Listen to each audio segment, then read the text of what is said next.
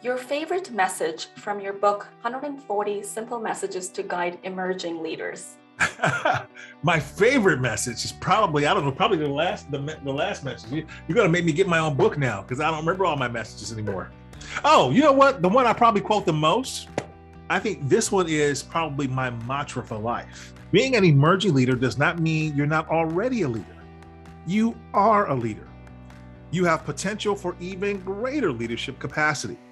Keep developing, keep growing, keep emerging. Your biggest accomplishment. Being a dad. What one question would you want to ask your future self in 5 years? How good of a dad are you really? Your happiest or most cherished memory. When April was born. Your wildest aspiration. April looking at me as an old man telling me that I was a great dad who helped her get to every goal that she succeeded at. Your biggest fear. Something happening to my daughter. The greatest challenge to leadership today. I have a lot on that. The first thing that came to my mind was fake news, propaganda. I would say fear, because fear encompasses all of what the byproducts are.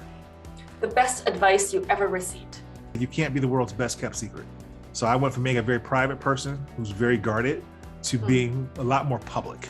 The biggest risk you've ever taken. I'd say this latest job with Linkage, right? Leaving my independent work to come inside again, because you don't know what's going to happen. It takes a lot to build your business.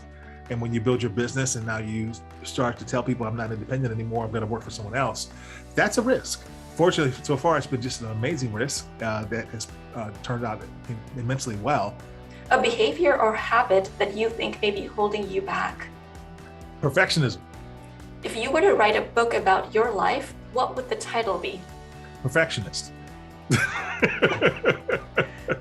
One book or movie that has influenced you. The Bible. So I'm going to call out some words, Eddie, and you tell me what each word means to you in one sentence. Leadership.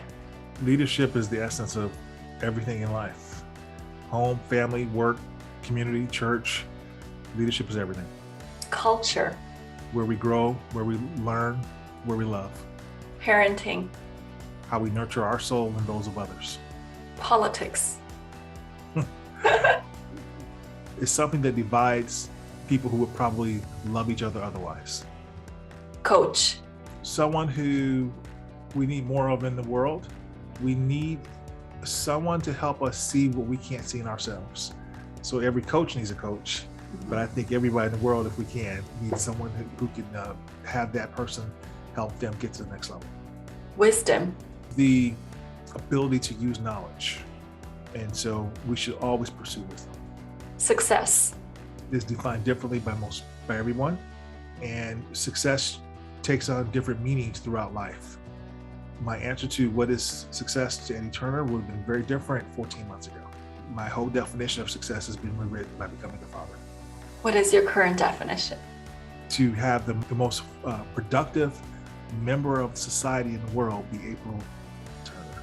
Happiness. A complete, contented family life where both of these amazing women, my wife and my daughter, are happy. We were happy just being each other. My wife and I were talking about this morning, just being in each other's presence, right? It's not about the material assets or the balance sheet on the portfolio or anything. It's, do we just love being with each other, all three of us? That's happiness. That's success. Dreams. Never ending. I think the first thing that popped into my head is this one vacation I told my wife I want to take her on. No, I haven't booked it because it's one of those that she's got to stay with me 30 years to get. Legacy. Everything is around my daughter now. My legacy is, what kind of a father am I? What did I leave behind? Before I talked about with my wife, what I was doing in terms of leaving thought leadership in the world, leaving digital assets, physical assets, whatever I could, that would hopefully spur new thinking and, continue to put out new things that would help future generations. Now it's always about my daughter. What am I putting out for her? How can I spur her development? What will she have to turn to later on? Hopefully any of my future grandchildren, which I never even thought I'd have, right? So now it's all about that. What will they have to look to? And very last word, retirement. Something I'll never do.